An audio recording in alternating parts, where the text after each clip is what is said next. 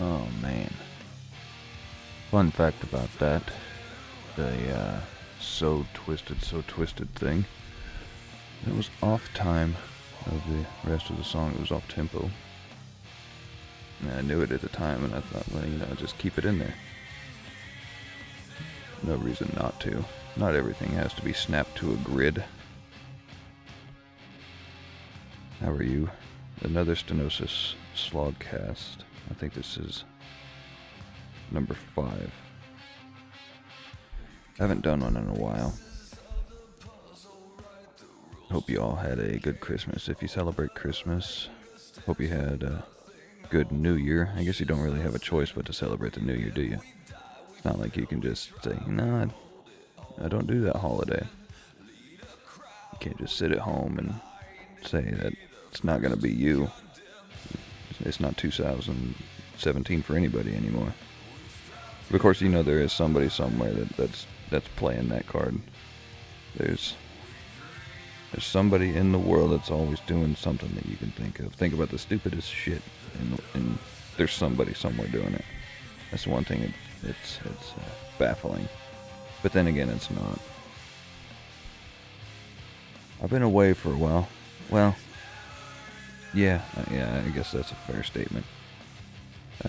Been a lot of stuff going on, but also been just pretty much trying to re-find myself. Even the people around me have seen me,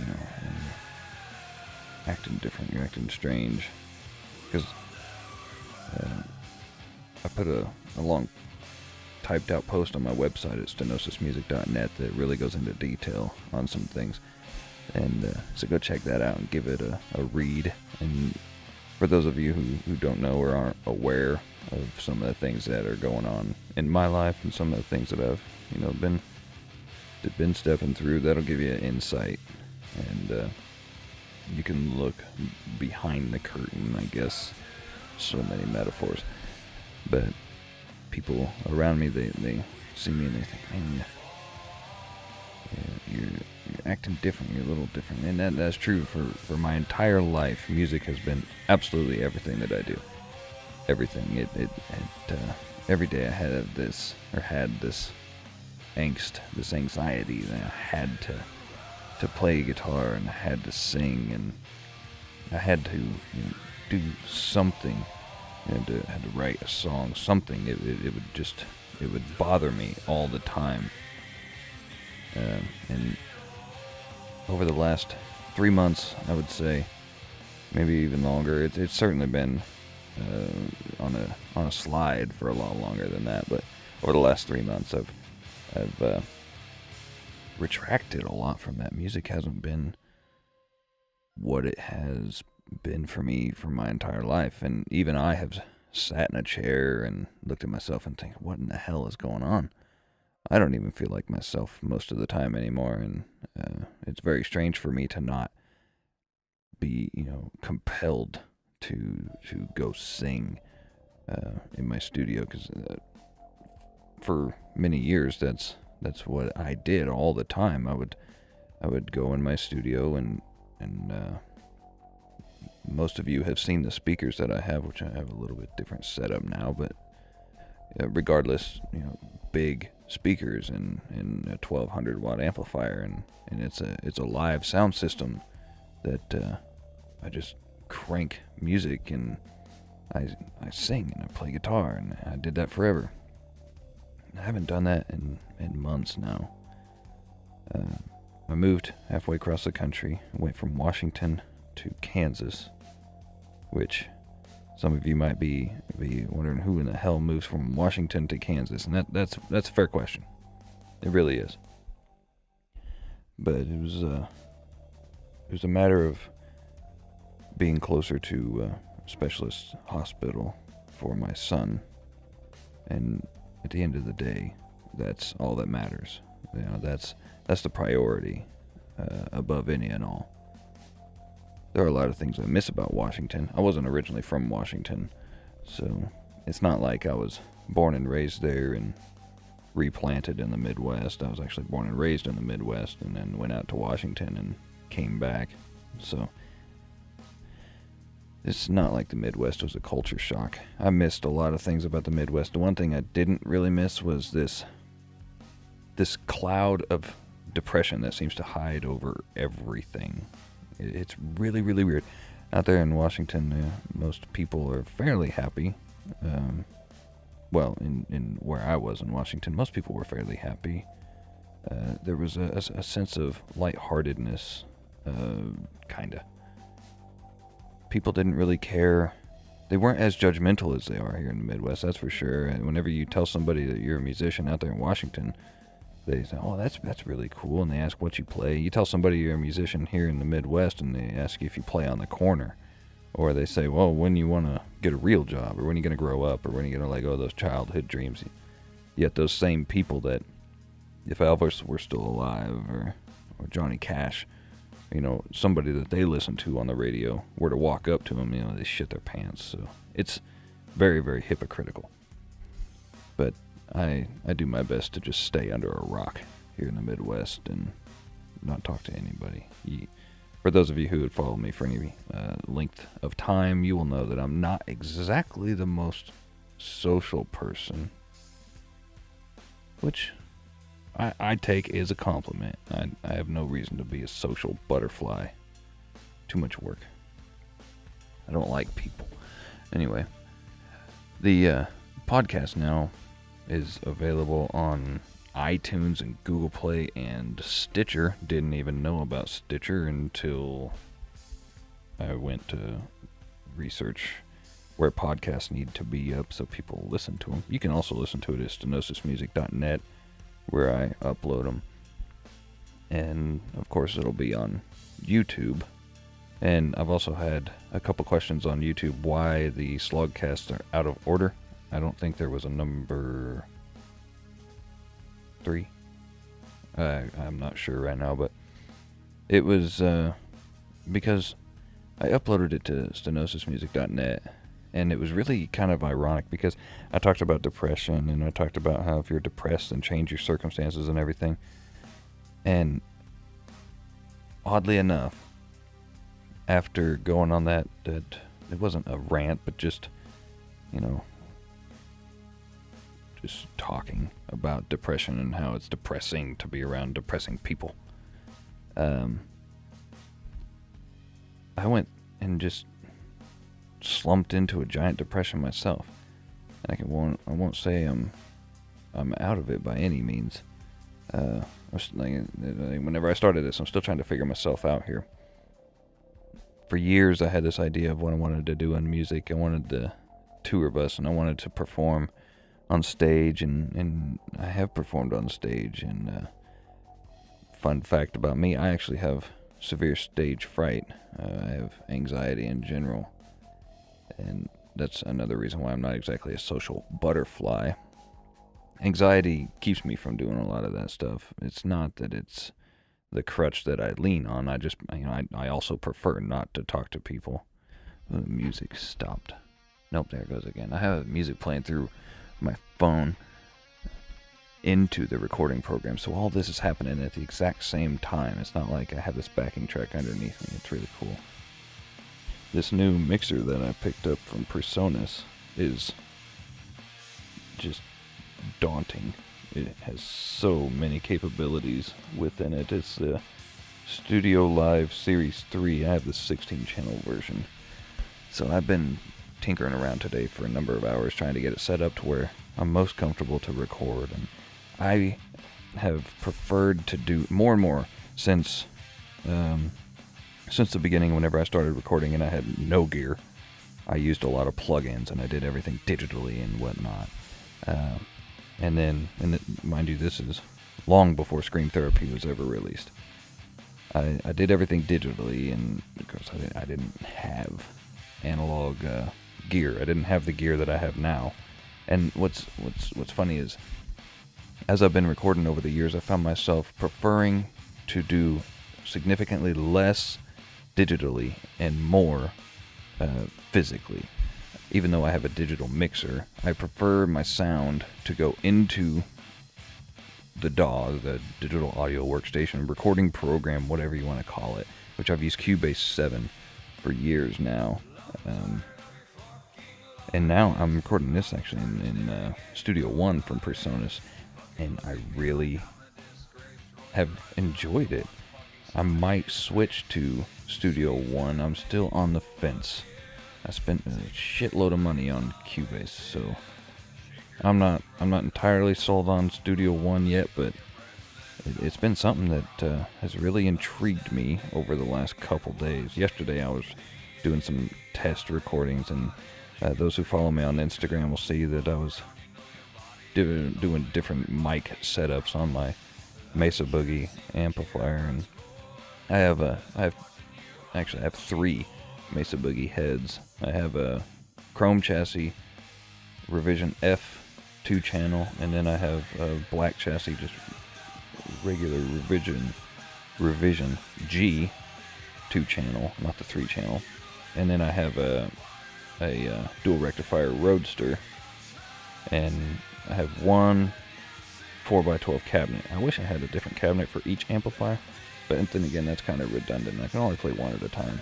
And more than likely, I'll get a 2x12 cab, because I'll probably get rid of the Roadster in the somewhat near future. I don't know, I've had it for years, and for years I've said, I might get rid of that, and then I plug into it, and something happens, and I think it sounds incredible, and I don't get rid of it. But if I get rid of it in the near future, I'll probably pick up a 2x12, and then run one 2-channel into my 4x12, and then the other 2-channel into a 2x12. But right now I have it set up, and you can split a Mesa Boogie 4x12 cabinet.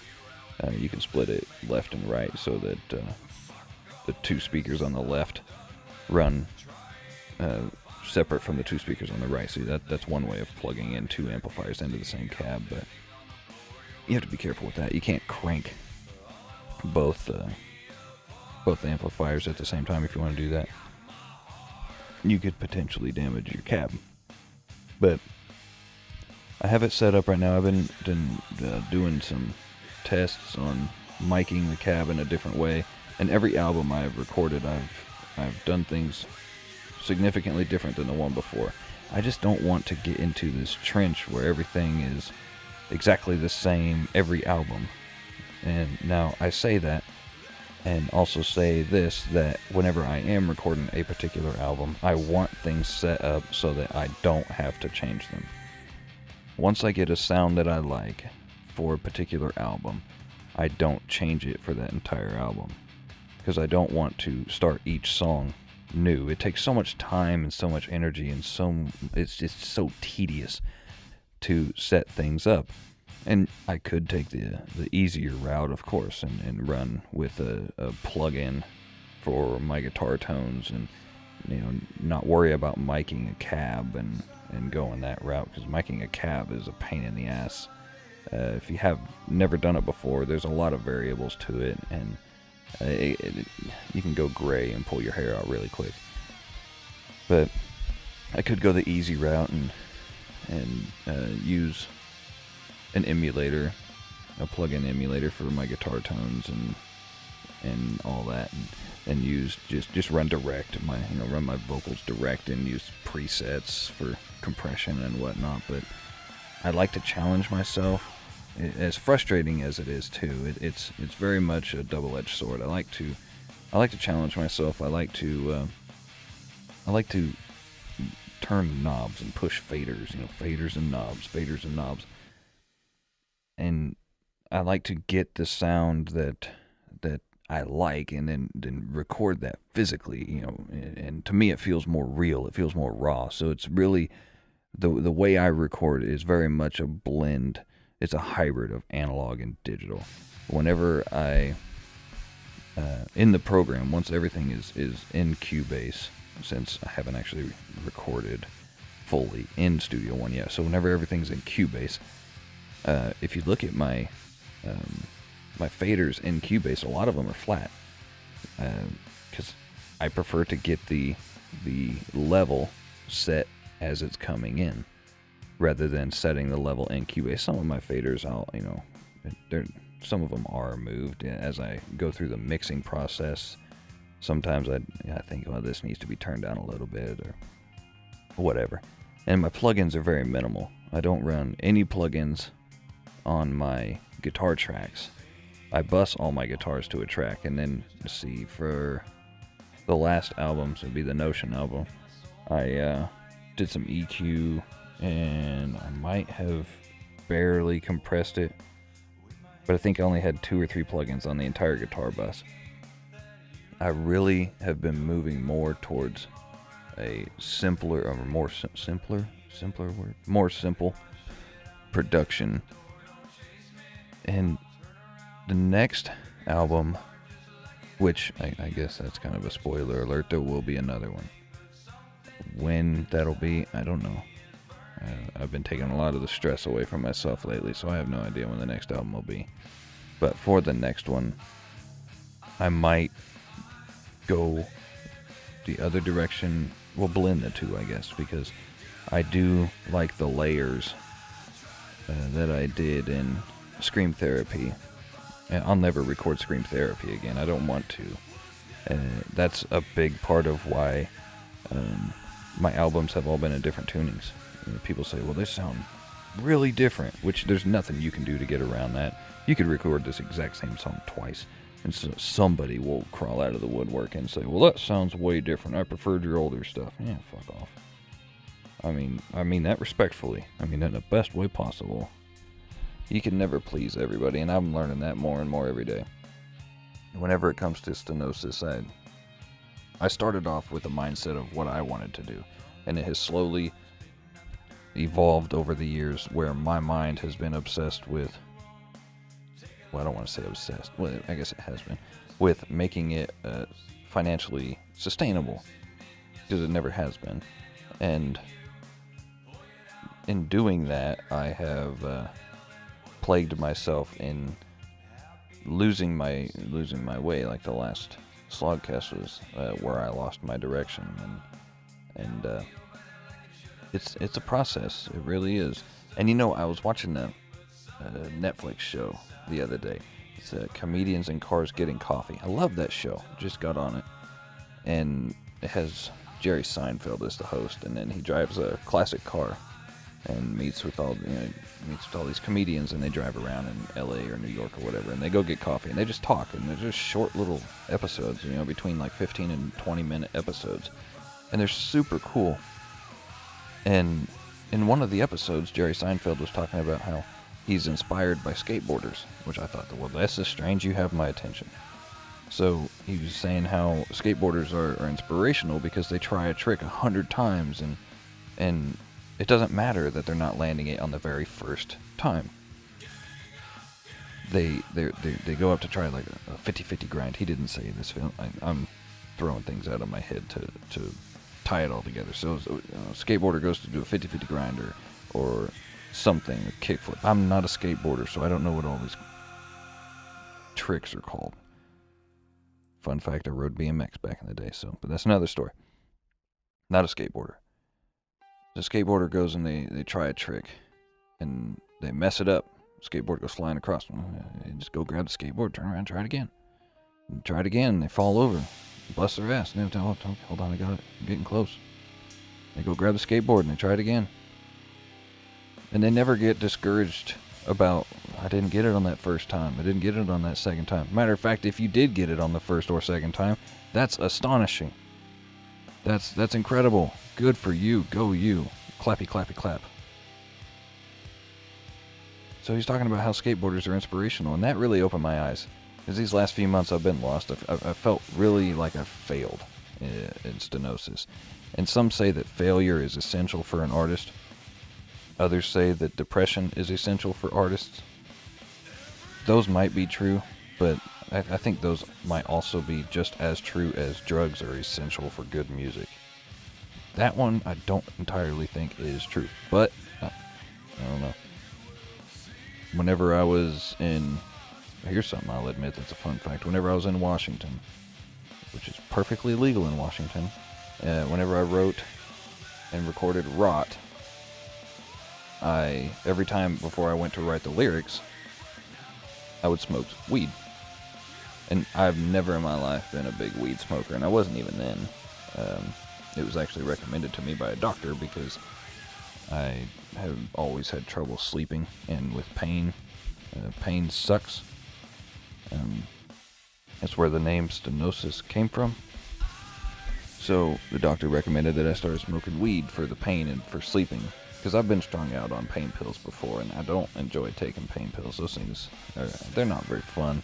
The older I get, the less I like a substance controlling my mind. So I didn't even stick with the marijuana, actually. I would smoke it a little bit, just a little bit, before writing the lyrics of Rot, because I noticed that whenever I did that, the stuff that I had, oddly enough, the strain was called AC/DC, which I was like, oh, that's convenient. And what it is it's extremely low in THC content, and it's a lot higher in CBD content, which I guess that's the medicinal stuff. I don't know. I don't pretend to be an expert in that shit. But I would, well, for one, it didn't help me sleep. It did after a while, after about, I don't know, 3 days of smoking it once a day. I did notice a reduction in my pain. It was more like a warmth in my joints, but it wasn't enough to justify smoking it all the time for me. I used to smoke cigarettes, and I enjoyed that significantly more than smoking weed. A lot of people will disagree on that, but sometimes I miss smoking cigarettes. There was just something enjoyable about Pall Mall Red. Anyway, I would smoke a little weed before going to write the lyrics for Rot, and I think that's probably the only reason I was able to open up so much on Rot. Rot was one of those albums that it wasn't my best album. Some might say it was my worst album. I won't say it was my worst album. I'll never have a worst album. Every album's different. You know, it's like having a worst step when walking into a building. It just doesn't fucking matter. You get into a building. Rot was a very personal album. It was something that whenever I wrote it, it was kind of like a clog in the pipes. I had to get it out. I love this part of You Feel Me. Just a complete and total digression. That part came naturally whenever I was recording it. That song had been a song for a long time, and that part never existed until I ever went to record it, and there it was. Anyhow, Rot was just like clogging the pipes. I had to get it out. I had to write something because you go through so much shit through the years, and there's a lot of stuff. For me personally, I internalize everything. I've been trying to get a little bit better at that, and that's been part of the retraction or I guess you could say failure of Stenosis, is that I internalize a lot, which naturally makes me the kind of person that podcasting like this, like the SlogCast, they don't come naturally to me. Once I start talking, then I can usually get going all right, but it's the starting point that I get tripped up on. I'm not an arrogant person in the fact that I think everybody needs to listen to me, and I have something that's absolutely worthwhile for you to listen to right now. I take priority. I've never felt that way, and the older I get, I think the less and less I could even potentially feel that way. The older I get, I think the quieter I get. I don't know. Some people might say that. Some people might say that I haven't really changed all that much, except for the lately being retracted away from music. What the hell was I talking about? I just listened to the song for a little bit, and maybe it'll tell me. Fun fact about this part of this song. I was recording, well, I wasn't recording, I was writing those lyrics at night, and I was trying to be really quiet, and that's why the part came out with a low octave. Was standing in line until your guillotine lets go on my. And whenever I listened to it the next day, I thought it sounded really cool, so I put it in the song. I have no idea what the hell I was talking about before. Oh, I don't think that I've never felt arrogant in the sense that I feel everybody needs to listen to me. And videos, that's the starting point is always the hardest part for me. Recording a video or filming a video or recording a SlogCast. Because whenever I do talk to people, they tell me that I'm really, really smart, or I know way more than they thought I did. Which I'm honored that people say that. I really am. I think it's because I spend less time talking and more time listening or watching. There's a lot of recording tips and tricks, information. Yes, I prefer the word information rather than tips or tricks. There's a lot of recording information that I could share with people, and I do share with people. If they send me a message and they ask for my advice, I'd say, you could try this, and I'll give subtle advice in that direction. Hey, try this, see what happens here. But my whole philosophy is hear what I say. If I'm talking, as far as like even, recording or something, you can hear what I say, but don't listen to it. Now let me explain that.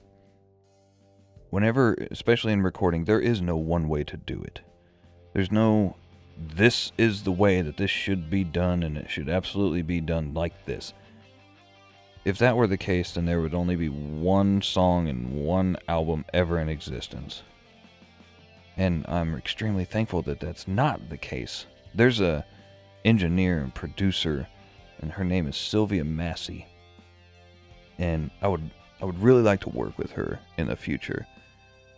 She's worked with Tool, and she co-produced with Kirk Hammett back in the day. And she's known for having a lot of these techniques that are extremely unorthodox. And because of that, because of some of these techniques that she's used, some incredible things have come out of it. And I think a lot of that can be applied to multiple areas in life, and not just recording music. There's not one way to do anything. There's multiple ways to do it. Just going back to the skateboarder thing, there's not one way to do an ollie, or there's not one way to do a 50-50 grind. You don't have to have a grinding a pipe or a ledge that's 6 inches high or a foot high, or you don't have to jump a 3-stair, or you don't have to jump a 5-stair. There's so many variables. Take information and hear it, but don't listen to it as if it's the law of the land, unless it actually is the law of the land. Then listen to that, because not listening to that is called a crime, and that's illegal. So don't take this too far. Good God, I can see people get arrested and start screaming my name. He told me not to listen. Don't fucking do that. Leave me out of that shit. I don't want no part of it. Oh, cry for the lost. I was really sad whenever I wrote this. I was thinking about my brother. It was shortly after he passed away that I wrote this. Okay, nice turn to that conversation. Back to it. I'm holding my microphone and leaning back in my chair on 2 wheels. So if you heard my chair hit the ground, that's because I was leaning forward. Lately, I said that for the last few months, I've been retracted a lot in music. And I'd like to say I know exactly why, but I don't. I mean, a lot of it has to do with, if you read the post on stenosismusic.net, it'll explain a lot. But my son was born 4 months ago, but he was never expected to survive. And that's really hard to go through. Every single doctor's appointment, it was at least once a week, sometimes twice a week, going to a doctor's appointment and hearing that your child's gonna die, won't survive birth, or if he did survive, he was going to live a very short period of time, maybe an hour, maybe up to 2 weeks, but more than likely he would we would suffocate to death. And I'm telling you, you just have absolutely no idea what it's like to hear that, unless you've heard those words and you've sat in that room and you feel the icicles hanging from your heart. It numbs the shit out of you after a while. It never stops hurting. It doesn't numb you in the way that you don't care. Every single time I heard that, every time it was just the worst kick in the chest imaginable. It was hard. A lot of people, it was kind of like a perfect storm. I'd say the last 4 months, 4 or 5 months have really been a perfect storm. Because I moved halfway across the country so that my son would have the best chance of surviving that I could potentially give him. And so the move was stressful. That was hard. And then at that same time, the content was less on YouTube, because I had grown really tired, or not tired, but confused. And I still have been. I don't know what to produce. People say they want to see me sing my own songs, but I just had absolutely no drive to do that. Let me pick a new album here. Let's see. Let's listen to Rot. Probably going to be a commercial, monetized. I'm going to do what people, you do that on your own video, and skip.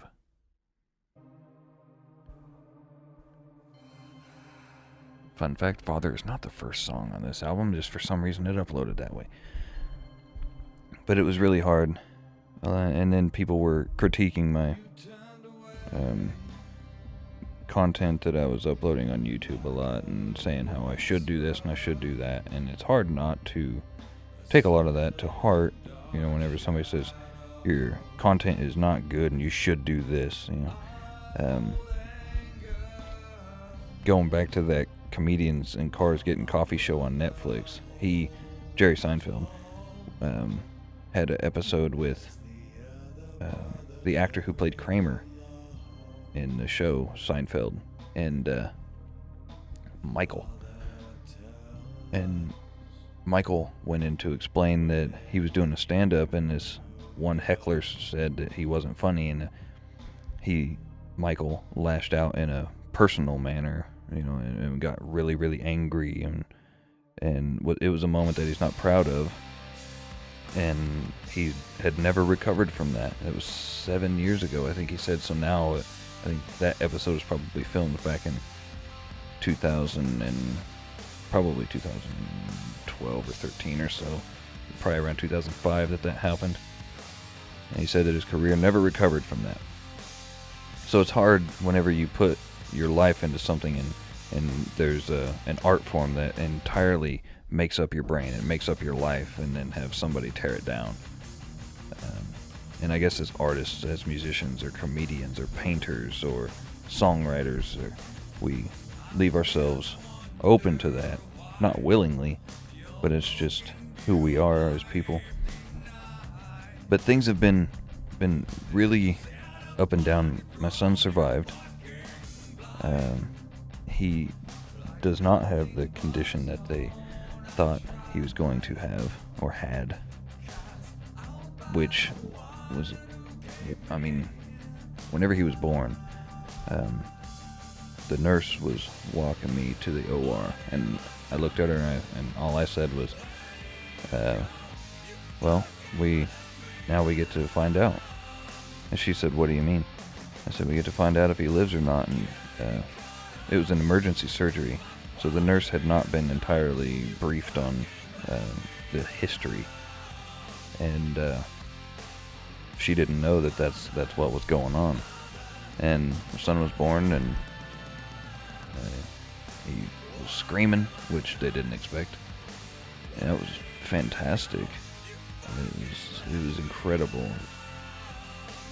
I want to say it was the greatest moment of my life, and it may sound twisted to say that it wasn't.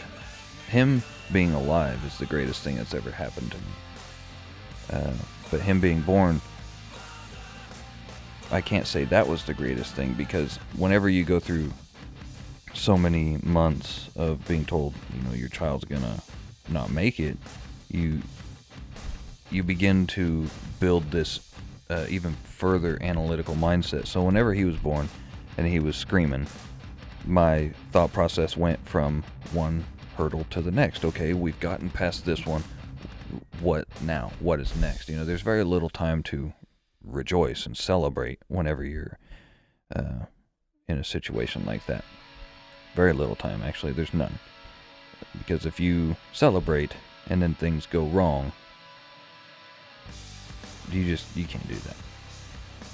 But fast forward 4 months later, lots of doctor's appointments later, and those doctor's appointments continue to come. I hate doctors. And he's doing great. He still has to see specialists, but he's just the greatest little man in the world, to me. He really is. He's awesome. And I'm extremely thankful for everybody who's left the kind words on my posts on Instagram and on the website. Words will never be able to express how thankful I am for all that. They really won't. I would go through and say thank you to each and every post, but then it felt disingenuine, and didn't feel right, because you can only say thank you. It's like sorry. If somebody says sorry all the time, sorry doesn't mean shit. So whenever you say thankful, whenever you truly are thankful, but you say thank you to every single person who comments, especially a situation like that, that's extremely deep, then it kind of looks like a canned response, and I didn't want it to be that way. So I felt that being appreciative, but not, throwing it out there in the public might have been the best option. I don't know. But one reason I haven't been singing lately is I've been having for the last year, whenever I would sing or do much, and then even just randomly, I'd get more pain. My back's already fucked up, and now I'd get more pain in my abdomen. And I had a doctor's appointment yesterday, and more than likely I'll be looking at having surgery here.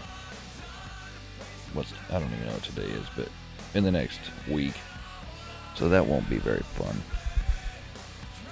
to figure out what's going on there. So it's just one thing after the next.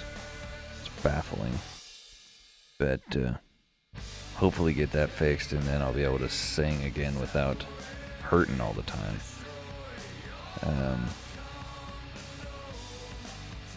But lately, Breaking Benjamin released a new song called Red Cold River.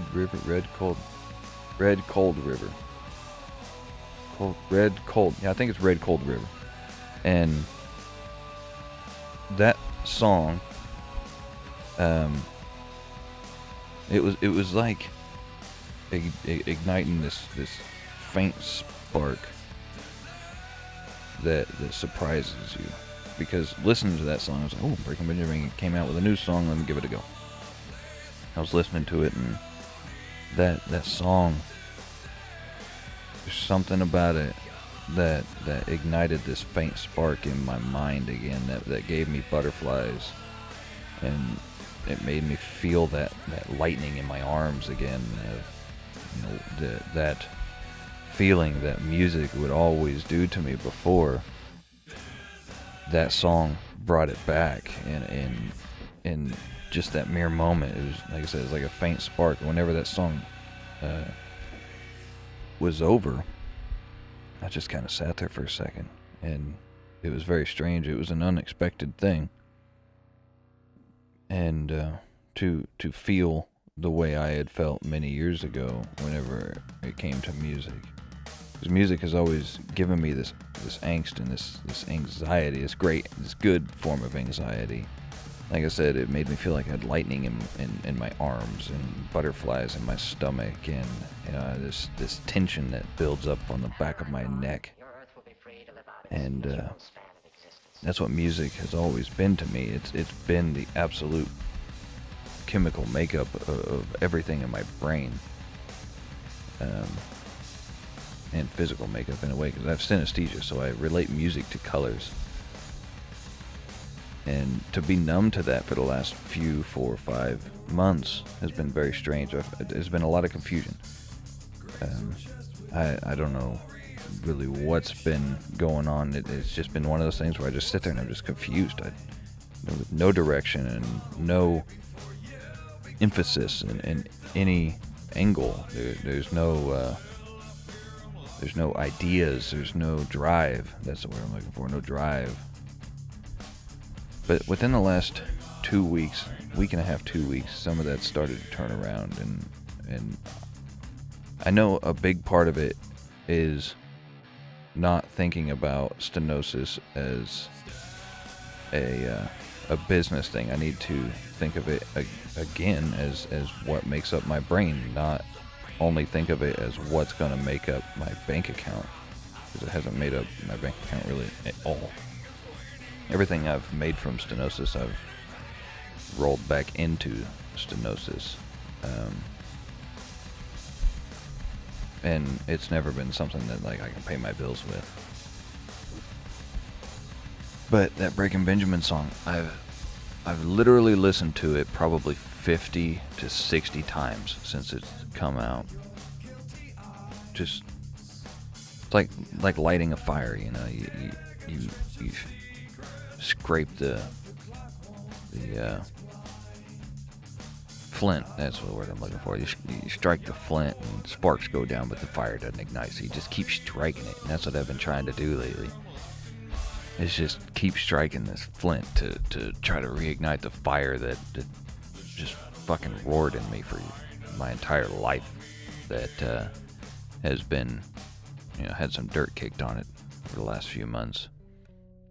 In the post that I put on the website, I put that the mask was going away. And I got a lot of really heartfelt responses from that I was very thankful for. A lot of people saying that they've come to know and love the mask, and to them, the mask represents more than Stenosis. It represents how they feel, and a lot of people have asked me in a great way to not get rid of the mask. And I haven't decided yet. But, I will say that's something that I'm giving a second thought to. Maybe I won't take the mask away. Maybe I will. I don't know.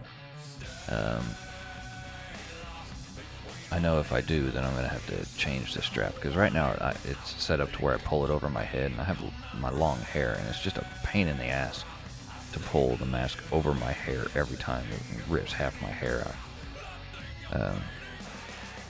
So I'll cut the strap and then make it to where I can just attach the strap behind my head rather than pull the strap over my head.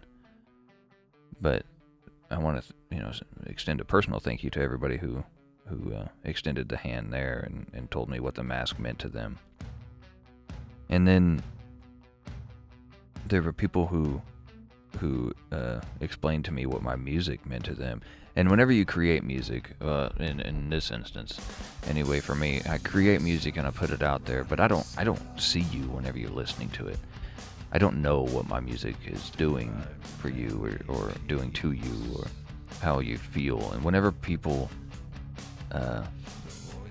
explain to me, and you can tell what a genuine email is or what a genuine a post is if somebody tags me, and that's something that I can't explain. To know that I've impacted somebody's life in such a great way, that's wonderful. That's a wonderful feeling. That is a pleasant side effect of writing the music that my life forces me to write. So I'm really, really thankful for those who send me the emails and the messages and puts a post up and tags me in it that I can see. Those are all really, really cool. And Spotify just did this thing where they unwrapped the year, and there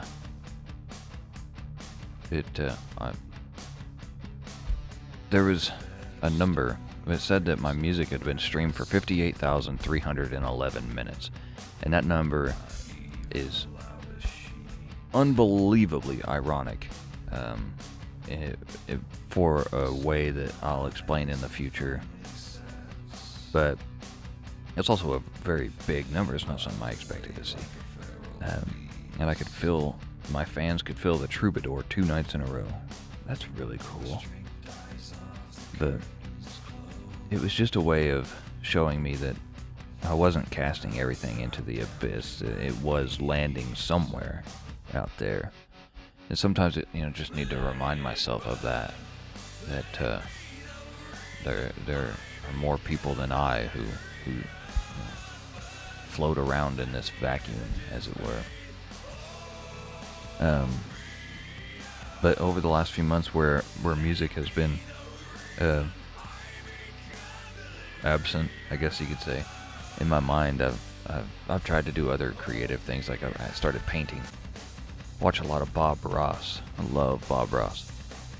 And I paint just, some simple landscape stuff. So I've been destroying a lot of landscape paintings. Actually, I've only done 3. I say a lot, but I've only done 3.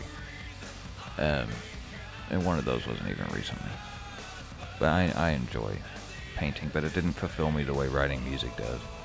And then I've gotten more into photography. I've been using my Canon 60D to take photos of stuff, and then whenever you look at some of those photos and you realize your iPhone does a lot better, that's depressing. But I did I enjoy artistic photography of things. Like I do a lot of up close photography that is from a different perspective than what you'd imagine. I did like an implied nude shoot. It was the only shoot that I did with a model, and that was fun. That was creative, but then at the same time, it didn't give me what music has always given me. And in a way, I guess I've been kind of the bowling ball that's been bouncing off of the little bumpers that you can put over the gutters, just trying to find my way back to the pins. So that's what I've been doing for the last few months. These podcasts I want to do them more frequently, the SlogCast. And I would like to do more videos on YouTube. I've been told that I should do recording information videos. And of course I don't want to just mirror all the countless other channels. But maybe I'll do that.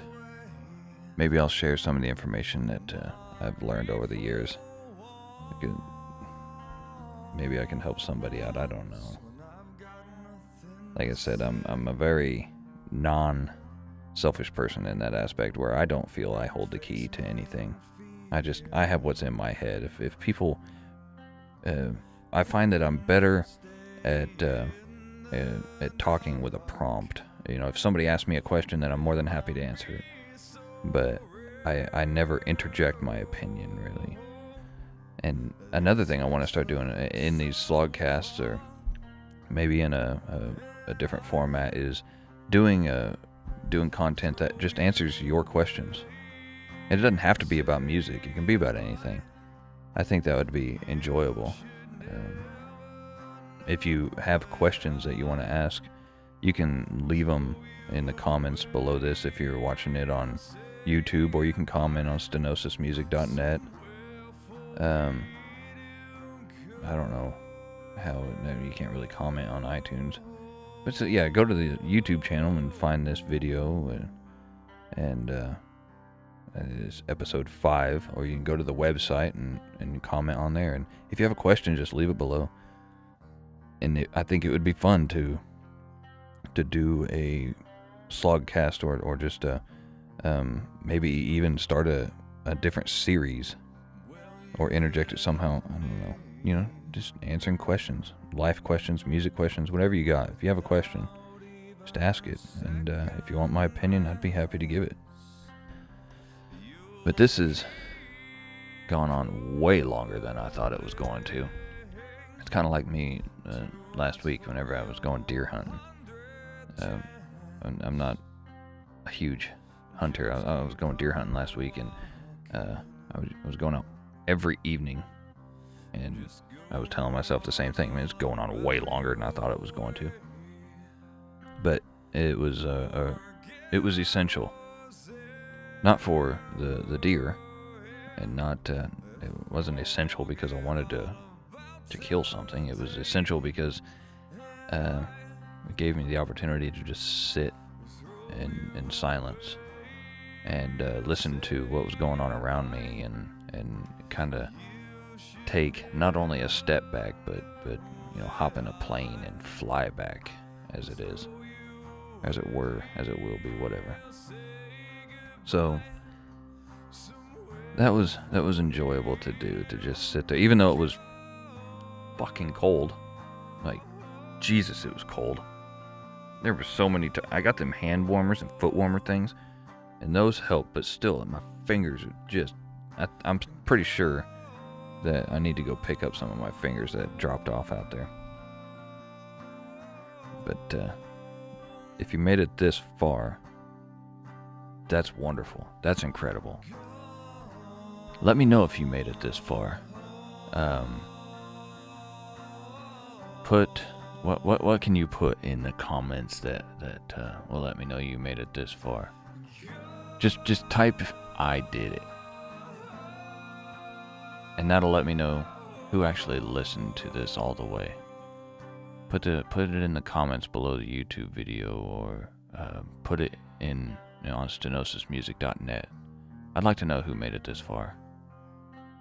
It's going to be really depressing if I don't see anybody write "I did it." If you did it, that's a feat.